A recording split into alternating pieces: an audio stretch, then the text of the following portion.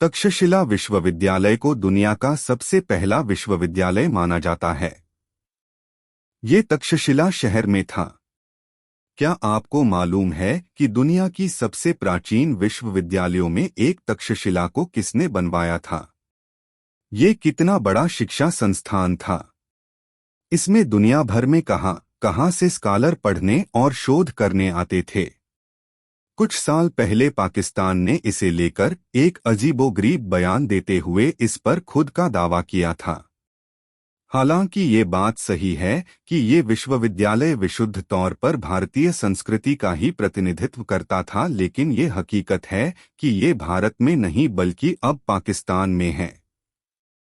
दुनिया की सबसे प्राचीन यूनिवर्सिटी में से एक तक्षशिला को लेकर पाक डिप्लोमेट खोखर ने करीब 3 साल पहले वियतनाम यात्रा में कहा था कि ये यूनिवर्सिटी आज से 2700 साल पहले इस्लामाबाद में थी। इस तरह ये प्राचीन पाकिस्तान की धरोहर है। यहाँ तक कि पाणिनि और चाणक्य जैसे विद्वानों को भी राजदूत ने अपने देश का बता दिया।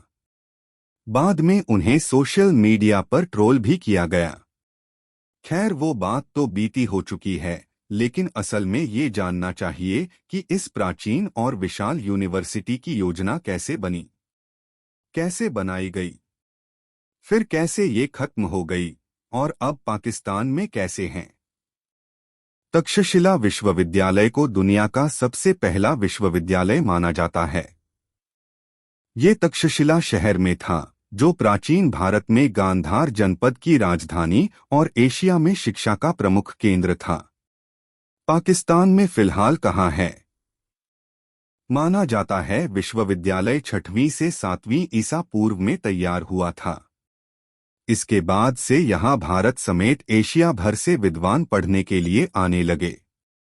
इनमें चीन, सीरिया, ग्रीस और बेबीलोनिया भी शामिल हैं। फिलहाल ये पंजाब प्रांत के रावलपिंडी जिले की एक तहसील है और इस्लामाबाद से लगभग 35 किलोमीटर दूर है। यहाँ छात्र वेद, गणित, व्याकरण और कई विषयों की शिक्षा लेते थे। भरत ने रखी थी इसकी नींव। वैसे इस विश्वविद्यालय का जिक्र माइथोलॉजी में भी मिलता है। कहा जाता है कि इसकी नींव श्रीराम के भाई भरत ने अपने पुत्र तक्ष के नाम पर रखी थी। बाद के समय में यहाँ कई सारे नई पुराने राजाओं का शासक रहा। इसे गांधार नरेश का राजकीय संरक्षण मिला हुआ था और राजाओं के अलावा आम लोग भी यहाँ पढ़ने आते रहे। वैसे ये गुरुकुल की शक्ल में था, जहाँ पढ़ने वाले नियमित वेतनभोगी शिक्षक नहीं बल्कि वहीं आवास करते और शिष्य बनाते थे। पहली बार साल 1863 में जमीन के नीचे दबे इस महान विश्वविद्यालय के अवशेष मिले। इसके बाद से इस जगह की भव्यता के बारे में कई बातें सामने आ चुकी हैं। सोचने की बात है कि जिसे दुनिया की सबसे पहली यूनिवर्सिटी कहते हैं, वो आखिर कैसे खत्म हो गई। लेकिन इससे पहले थोड़ा वहां की समृद्धि के बारे में जानते हैं। ये पूरी तरह से विकसित शहर था, जहां पक्के मकान, पानी के निकासी की व्यवस्था, बाजार और मठ मंदिर थे। ये व्यापार का भी बड़ा केंद्र था और मसालों, मोतियों, चंदन, रेशम जैसी चीजों का व्यापार हुआ करता। 64 विषयों को पढ़ाया जाता था यहाँ। अब विश्वविद्यालय की बात करें तो यहाँ छात्र वेद, गणित, व्याकरण और कई विषयों की शिक्षा लेते थे। माना जाता है कि यहाँ पर लगभग 64 विषय पढ़ाए जाते हैं, जिनमें राजनीति, समाज विज्ञान और यहाँ तक कि राजधर्म भी शामिल था। साथ ही युद्ध से लेकर अलग अलग कलाओं की शिक्षा मिलती। ज्योतिष विज्ञान यहाँ काफी बड़ा विषय था। इसके अलावा अलग अलग रुचियां लेकर आए छात्रों को उनके मुताबिक विषय भी पढ़ाए जाते थे। विज्ञान से लेकर धर्म तक की पढ़ाई। यहाँ केवल धार्मिक शिक्षा ही नहीं दी जाती थी, बल्कि भाषाओं, कानून, ज्योतिष, खगोलशास्त्र और तार्किकता जैसे बातों की पढ़ाई होती थी। साथ में ये विश्वविद्यालय अपनी विज्ञान, चिकित्सा और कलाओं की शिक्षा के लिए प्रसिद्ध था। मार्शल के अनुसार शुरुआती बौद्ध साहित्य, खासकर जातकों में इसका उल्लेख हुआ है। इसे ऐसा विश्वविद्यालय बताया जो वेदों से लेकर गणित और चिकित्सा तक हर विषय की पढ़ाई और शोध का केंद्र था। यहाँ तीरंदाजी भी सिखाई जाती थी। मौर्य साम्राज्य में ये ज्ञान के और बड़े केंद्र के तौर पर उभरा और साथ में मजबूत हुआ। अनेकों आक्रमणों से ये भव्य विश्वविद्यालय खत्म हो गया। सांकेतिक फोटो। कई आक्रमण इस पर हुए जिससे ये खत्म हुआ। बाद में अनेक आक्रमणों से ये भव्य विश्वविद्यालय खत्म हो गया। इसका पता 1863 में लगा, जब पुरातात्विक खुदाई के दौरान जनरल कनिंघम को यहाँ के अवशेष मिले। इससे शहर के अलग अलग पहलू खुलते गए। बता दें 5वीं ईस्वी में चीन से बौद्ध भिक्षु फाहियान यहाँ आए थे। उन्होंने शहर के साथ विश्वविद्यालय को अपने पूरे वैभव में देखा। हालांकि 7वीं ईस्वी में चीन के एक अन्य भिक्षु श्यानजांग को शहर में वीरानी और मलबा ही दिखा। इस बीच क्या हुआ, इसके बारे में कई बातें प्रचलित हैं।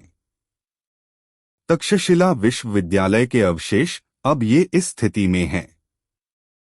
ये यूनेस्को की धरोहर सूची में हैं। दुनिया भर से लोग इसको देखते आते हैं। खानाबदोश जातियों के आक्रमण से नष्ट हुआ।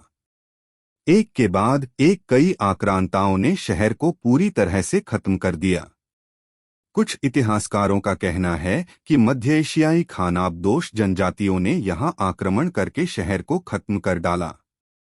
इस कड़ी में शक और हून का जिक्र आता है। हालांकि बहुत से इतिहासकार कुछ और ही बताते हैं। उनके मुताबिक शक और हून ने भारत पर आक्रमण को किया था, लेकिन उसे लूटा था, नष्ट नहीं किया था। उनके मुताबिक अरब आक्रांताओं ज्ञान के इस शहर को पूरी तरह से खत्म कर दिया ताकि इससे विद्वान न निकल सकें। 6वीं सदी में यहाँ पर अरब और तुर्क के मुसलमानों ने आक्रमण करना शुरू किए और बड़ी संख्या में तबाही मची। आज भी यहाँ पर तोड़ी हुई मूर्तियों और बौद्ध प्रतिमाओं के अवशेष मिलते हैं। भौगोलिक स्थिति इसे खास बनाती थी। तक्षशिला विश्वविद्यालय सिंधु नदी के किनारे बनाया गया था, जहां धार्मिक और सेकुलर विषयों की पढ़ाई होती थी। शुरुआत में इसकी शुरुआत ब्राह्मण शिक्षा के केंद्र के तौर पर हुई, लेकिन फिर ये साथ में बौद्ध शिक्षा का भी बड़ा केंद्र बन गया। एशिया में प्राचीन भारत के रास्ते जो व्यापार होता था, तक्षशिला उसके रास्ते पर था। अपनी भौगोलिक स्थिति के चलते ये बड़े शिक्षा केंद्र के तौर पर उभरा। ऐतिहासिक रूप से यह 3 महान मार्गों के संगम पर स्थित था। एक उत्तरापथ, मौजूदा ग्रैंड ट्रंक रोड, जो गंधार को मगध से जोड़ता था। 2 उत्तर पश्चिमी मार्ग, जो कापिश और पुष्कलावती आदि से होकर जाता था। 3 सिंधु नदी मार्ग, श्रीनगर, मानसेरा, हरिपुर घाटी से होते हुए उत्तर में रेशम मार्ग और दक्षिण में हिंद महासागर तक जाता था। यूनेस्को धरोहरों में यह स्थल 1980 से यूनेस्को की विश्व विरासत सूची में सम्मिलित है। वर्ष 2010 की एक रिपोर्ट में विश्व विरासत फंड ने इसे उन 12 स्थलों में शामिल किया जो अपूरणीय क्षति होने के कगार पर हैं। रिपोर्ट में इसके प्रमुख कारण अपर्याप्त प्रबंधन, विकास का दबाव, लूट, युद्ध और संघर्ष आदि बताए गए। पाकिस्तान में अब ये इसलिए है क्योंकि 1947 के बाद जिस जगह ये स्थित था, वो पूरा इलाका भौगोलिक तौर पर पाकिस्तान के पास चला गया। इसलिए अब ये वहाँ की मिल्कियत में शामिल हो गया है। हालांकि हमारे देश में ज्यादातर लोगों को ये लगता है कि तक्षशिला बिहार में ही कहीं है।